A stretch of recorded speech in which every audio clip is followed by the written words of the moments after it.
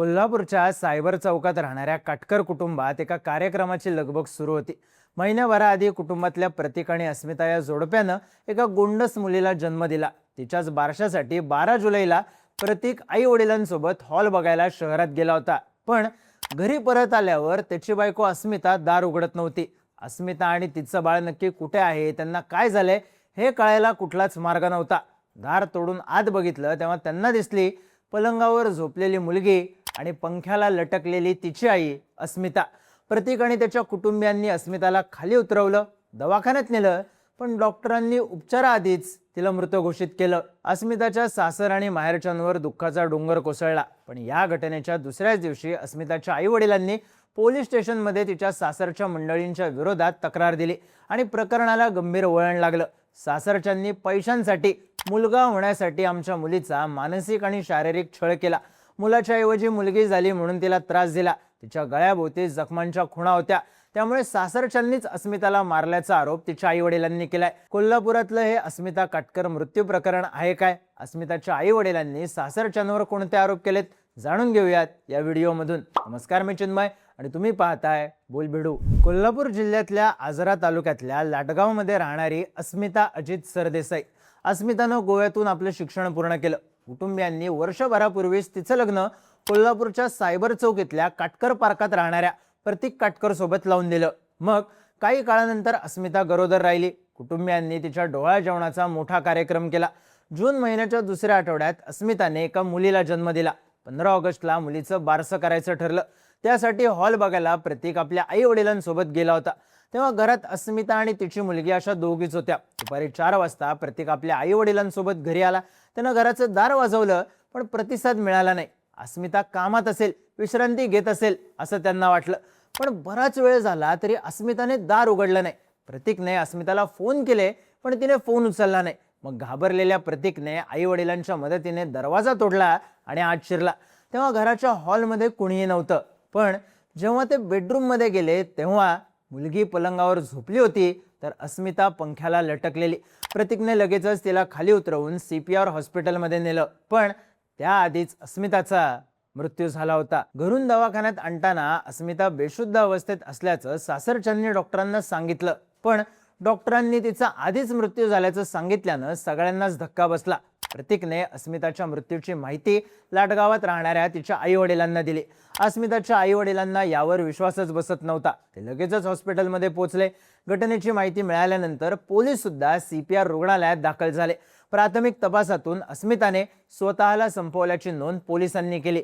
सासरच्यांनी याला दुजोरा दिला। आता लग्न झाल्यानंतर 7 वर्षाच्या आत विवाहितेनं स्वतःला संपवलं असेल तर संबंधित महिलेचं न्यायाधीश आणि पंचांच्या समोर पोस्टमार्टम करावं लागतं। त्याप्रमाणे 13 जुलैच्या सकाळी शेंडा पार्कमधल्या पोस्टमार्टम सेंटरमध्ये अस्मिताच्या मृतदेहाचं न्यायाधीश आणि पंचांसमोर पोस्टमार्टम करण्यात आलं। 13 जुलैच्या संध्याकाळी 4 वाजता अस्मिताच्या मृतदेहावर अंत्यसंस्कार करण्यात आले। महिनाभरापूर्वीच मुलीला जन्म दिलेला असताना, घरात आनंदाचं वातावरण असताना अस्मितानं टोकाचं पाऊल का उचललं असा प्रश्न सगळ्यांनाच पडला। तिने असं का केलं हे कोणालाच कळत नव्हतं। पण अंत्यसंस्काराच्या आधीच अस्मिताच्या आई वडिलांनी अस्मिताच्या सासरच्यांवर गंभीर आरोप केले आणि काटकर कुटुंबियांवर संशय वाढायला लागला। सोमवारी अस्मिताची आई संगीता सरदेसाई, तिचे वडील अजित सरदेसाई आणि भाऊ राजारामपुरी पोलीस ठाण्यात गेले। त्यांनी प्रतीक काटकर, त्याचे वडील वीरेंद्र काटकर, आई मनीषा काटकर आणि बहीण ऋतुजा काटकर यांच्या विरोधात हुंडाबळीची तक्रार दिली। अस्मिताचा मृत्यू स्वतःला संपवण्याचा प्रकार नसून तो तिच्या सासरच्या लोकांनी केलेला खून असल्याचा तिच्या आई वडिलांचा आरोप आहे। अस्मिताच्या गळ्याभोवती जखमा आहेत। तिची हत्या करून तिने स्वतःला संपवल्याचा बनाव तिच्या सासरच्यांनी केलाय असं अस्मिताच्या आई वडिलांचं म्हणणं आहे। अस्मिताच्या आईने माध्यमांशी बोलताना सांगितलं, माझी मुलगी असं टोकाचं पाऊल उचलू शकत नाही। तिला तिच्या नवऱ्याने, सासू सासऱ्यांनी आणि नणंदेने संपवले। अस्मिताच्या सासरचे लोक नेहमी पैशांची मागणी करायचे। लग्नानंतरचे सगळे कार्यक्रम त्यांनी आम्हालाच करायला लावले। कार्यक्रम मोठ्या थाटात झाले पाहिजेत असं त्यांचं म्हणणं असायचं। अस्मिता गरोदर राहिल्यानंतर तिला मुलगाच होईल अशी त्यांची अपेक्षा होती। त्यासाठी त्यांनी लहान मुलाचे कपडे सुद्धा खरेदी केले। शुक्रवारी तिच्यासोबत शेवटचं बोलणं झालं, त्यावेळी तिने 15 ऑगस्टला मोठं बारसं करा असं सांगितलं, पण नुकतंच डोहाळ जेवण, डिलिव्हरी आणि धोंडाच्या महिन्यात मोठा खर्च झालाय। तिच्या भावाने दुसऱ्यांकडून पैसे उसने घेऊन हे सगळं केलंय।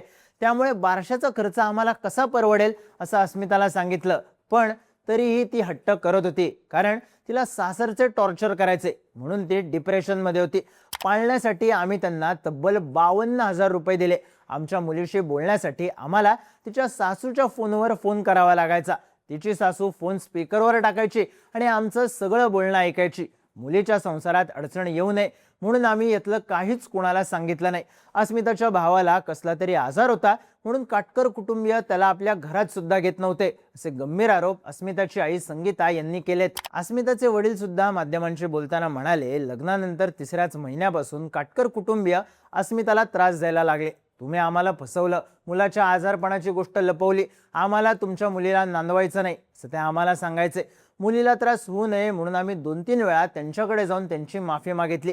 डोहाळे जेवणासाठी 2 लाख रुपये खर्च केला. पहिलं बाळणपण माहेरी असतं असं त्यांनी सांगितलं म्हणून आम्हीच अस्मिताचं बाळणपण केलं. त्यासाठी 77,000चा खर्च केला. दोंड्याच्या महिन्यात 30-35 हजार खर्च झाला. 52,000चा पाळणाही घेतला. अस्मिताने स्वतःला संपवलं नाही. मुलगी झाल्यावर ती खूप खुश होती, पण प्रतीक तिला धमकी द्यायचा, मी लग्नाच्या आधी हाफ मर्डर केलाय, तर अजून एकदा करायला मला काहीच वाटणार नाही असं तिला सांगायचा. असाही आरोप अस्मिताचे वडील अजित यांनी केलाय. अस्मिताच्या घरच्यांनी केलेल्या या आरोपांमुळे काटकर कुटुंब आता संशयाच्या भोवऱ्यात सापडलंय. माझ्या मुलीला न्याय द्या असा आक्रोश तिच्या आईने केलाय. अस्मिताच्या आई वडिलांच्या फिर्यादीवरून राजारामपुरी पोलिसांनी प्रतीक काटकर, वीरेंद्र काटकर, मनीषा काटकर आणि ऋतुजा काटकर या 4 जणांना ताब्यात घेतलंय. लवकरच त्यांना न्यायालयासमोर हजर करून चौकशीसाठी त्यांची रवानगी पोलीस कोठडीत होणार असल्याचं सांगितलं जात आहे. त्यामुळे आता चौकशीत नक्की काय समोर येणार, अस्मिताच्या आई वडिलांनी केलेल्या आरोपांमध्ये खरंच तथ्य आहे का हे पाहणं महत्त्वाचं असणार आहे. पण जन्मानंतर फक्त महिन्याभरातच जिने आपल्या आईला गमावलं त्या तान्ह्या बाळाबद्दल संपूर्ण कोल्हापुरातून हळहळ व्यक्त केली जाते.